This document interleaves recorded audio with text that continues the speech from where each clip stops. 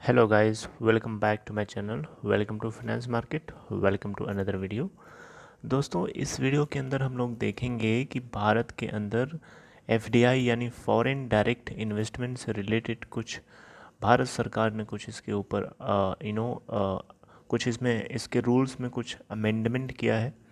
और उसको हम लोग आज इस वीडियो के अंदर देखेंगे और ये भी देखेंगे साथ साथ में दोस्तों कि चाइना ने हमारे देश के कुछ दिग्गज कंपनीज के अंदर, जैसे कि एचडीएफसी है और इसके अलावा और भी कुछ दिग्गज कंपनीज़ हैं, इनके अंदर मोटा इन्वेस्टमेंट कर रहा है, करने की कोशिश कर रहा था पीछे कुछ दिनों में जब ये रूल नहीं लाया गया था। और इसके पीछे क्या कारण है, ये सारे पॉइंट्स मैं आपसे अभी डिस्कस करने जा रहा हूँ और कोशिश करूँगा कि कम से कम टाइम में मैं आपको बता दूँ। तो आगे बढ़ूँ उससे पहले मैं चाहूँगा कि आप हमारे इस चैनल को सब्सक्राइब करके बेल आइकन को प्रेस कर लीजिए, ताकि आने वाली फ्यूचर की हर वीडियोस की आपको नोटिफिकेशन मिल सके। और दूसरी चीज़ दोस्तों, कि आप अपने किसी दोस्त को जानते हो जिनको डीमेट और ट्रेडिंग अकाउंट अगर ओपन कराना है, तो डिस्क्रिप्शन बॉक्स में एक लिंक दिया है, उस लिंक को क्लिक करके सिंपल तरीके से आप अपस्टॉक के अंदर अकाउंट ओपन करा सकते हैं। ओके, तो अब मैं टॉपिक की तरफ आता हूँ दोस्तों। दोस्तों देखिए, टॉपिक ये है कि चाइना का एक बैंक है जिसका नाम है पीपल्स चाइना का बेसिकली वो सेंट्रल बैंक है जिसका नाम I think people's bank of China. जी हाँ दोस्तों, यही नाम है, पीपल्स बैंक ऑफ चाइना यानी पीबीओसी। ये चाइना का एक सेंट्रलाइज्ड बैंक है। इस बैंक ने भारत की कुछ कंपनीज में, मैं सारी कंपनीज का नाम नहीं लेना चाहूँगा, उसमें से एक हाईलाइटेड कंपनी का नाम है जिसका नाम है एचडीएफसी। जी हाँ, एचडीएफसी बैंक लिमिटेड। तो ये एक भारत की कोर कंपनी है, अच्छी कंपनी है। तो इस कंपनी के अंदर अभी ये इन्वेस्टमेंट क्यों कर रहा है, क्वेश्चन उठता है। तो दोस्तों देखिए, इसका सीधा सा जवाब है कि अभी इस समय पूरी दुनिया में कोविड-19 एक पैंडमिक सिचुएशन बन के उभर चुकी है। और इसकी वजह से दुनिया के, भारत के लगभग ऑलमोस्ट हर कंट्रीज़ के शेयर्स जो हैं अभी इस समय काफ़ी प्लंज्ड हैं, काफ़ी नीचे गिरे हुए हैं।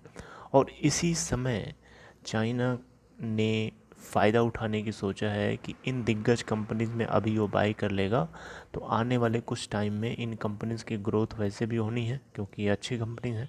तो यहाँ से वो मोटा एक निवेश करने की सोच रहा था। तो दोस्तों, मैं आपको यहाँ बताना चाहूँगा, भारत के एचडीएफसी बैंक लिमिटेड के अंदर चाइना का पहले से अभी मार्च के आसपास इसने ख़रीदा है। 0.21% का स्टेक इसने फिर से उसमें ऐड किया है। हालांकि इसके पास पहले से इस कंपनी के अंदर 0.80% की हिस्सेदारी पहले से ले रखी है, जिसमें 0.21% इसने अभी मार्च के मंथ में ख़रीदा। तो यहाँ पे लगभग 1.01% की इसके पास टोटल अभी करंटली एचडीएफसी बैंक के अंदर हिस्सेदारी लेके रखे हुआ है। तो यहाँ एक क्वेश्चन उठता है कि ये कोई ज़्यादा रकम तो नहीं है, 1.01% छोटी सी तो है। लेकिन दोस्तों, क्वेश्चन ये उठना लाजमी है, बिल्कुल स्वाभाविक है, नेचुरल है। लेकिन अगर ये एफडीआई से रिलेटेड अगर भारत सरकार रूल नहीं ले आती, अभी क्या होता है एफडीआई में, क्या अमेंडमेंट किया गया है, मैं वो भी बताने वाला हूँ। तो अगर भारत सरकार एफडीआई से रिलेटेड अमेंडमेंट नहीं करती, तो इस गिरी हुई हालत में अपने स्टेक्स को बढ़ा सकता था चाइना।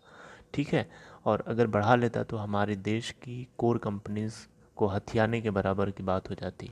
तो एक बहुत खतरा था हमारे लिए, हमारी सरकार के लिए, हम सब लोगों के लिए। लेकिन उस खतरे से बचाने के लिए भारत सरकार ने सिक्योरिटी एडवाइज़र के साथ मिल करके ये एफडीआई के अंदर यानी फॉरेन डायरेक्ट इन्वेस्टमेंट के अंदर इन्होंने एक अमेंडमेंट किया है, जिस अमेंडमेंट के तहत, जिसके ज़रिए अब चाइनीज़ कंपनीज़ क्या कोई भी भारत सरकार, भारत कंट्री, हमारी कंट्री से जो बॉर्डर हैं, जिन जिन कंट्रीज़ के बॉर्डर टच होते हैं, उन कंपनीज़ को इन्वेस्ट करना होगा किसी भी कंपनी के अंदर, नॉट एचडीएफसी ओनली।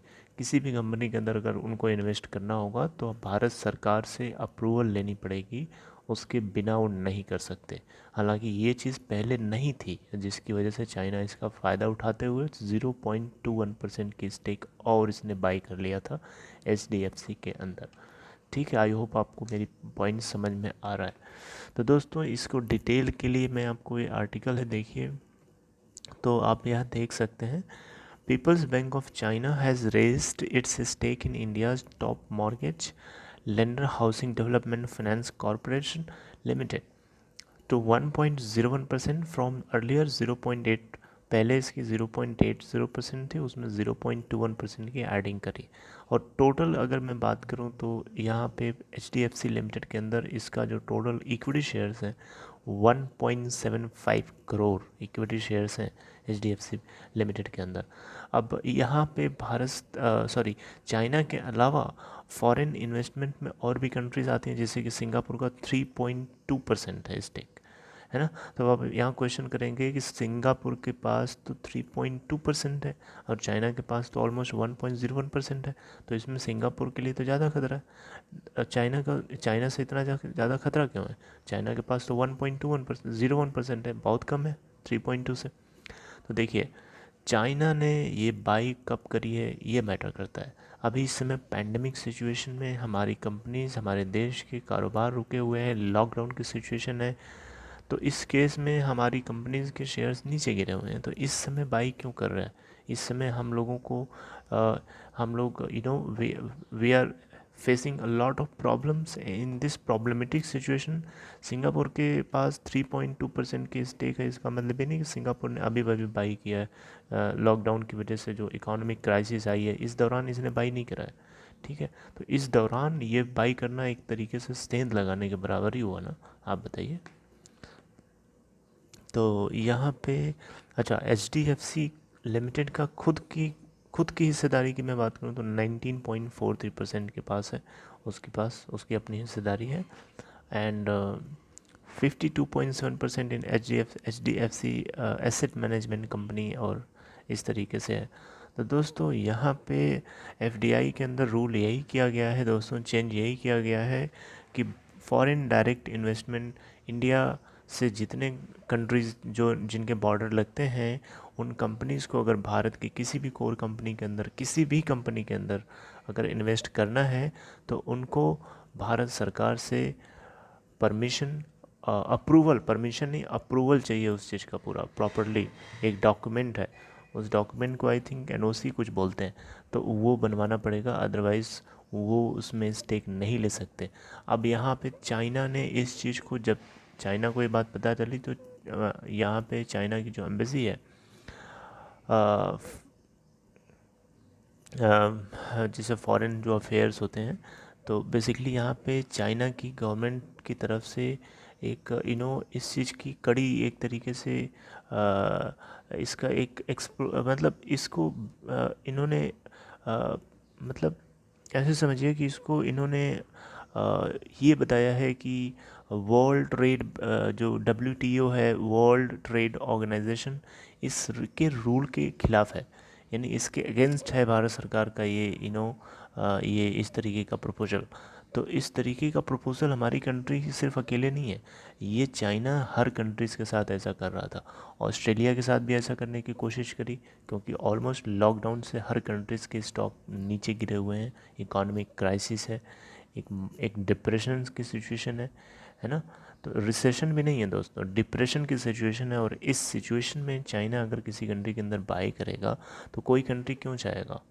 कोई कंट्री क्यों चाहेगा कि अपने कंट्री की वो हिस्सेदारी को किसी दूसरी कंट्री के हाथ में दे दे, वो भी इस डिप्रेशन की सिचुएशन में? तो ये एक बहुत बड़ा क्वेश्चन था। तो ऑस्ट्रेलिया और इसके अलावा और भी कंट्रीज़ ने ये स्टेप्स लिया है, तो भारत सरकार ने भी ये स्टेप उठा लिया है। तो अब इस बात को लेकर डर नहीं है। चाइनीज़ गवर्नमेंट इसके ख़िलाफ़ है, वो कह रही है WTO यानी वर्ल्ड ट्रेड ऑर्गेनाइजेशन के ख़िलाफ़ इन्होंने एक्शंस लिए हैं, ऐसा नहीं होना चाहिए। तो ऐसा चाइना के बोलने से कुछ नहीं होने वाला। भारत देश हमारा है, कंट्री हमारी है, इस पे हमारी गवर्नमेंट रूल कर रही है। हम जानते हैं कि हमें इसे बंद करना है कि नहीं करना है। चाइनीज़ गवर्नमेंट के कहने या ना कहने से नहीं कुछ होने वाला है। तो बेसिकली यही पॉइंट्स है जो आपको क्लियरली बताया था, मैंने बताना था मुझे, तो मैंने बता दिया।